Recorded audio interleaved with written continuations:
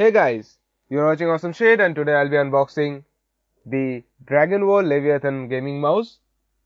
I bought it from Amazon and it cost me around 500 rupees. Before unboxing, let us check out the specifications.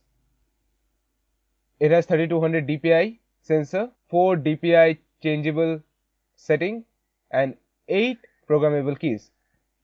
The USB is also gold plated and you can customize it using the X mouse button control.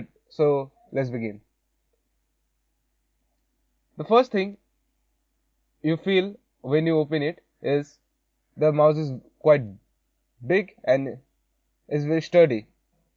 It has slight weight and it is very good for the gamers.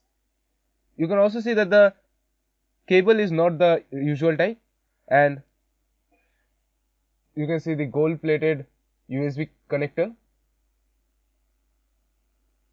So let us connect it to my computer and see what happens. You can see the Leviathan logo glowing and it constantly keeps changing. It has 4 DPI mode. When there is no color, it means it is 800 DPI. First, blue color means 1600, then red 2400, and finally the violet or indigo color, which is 3200.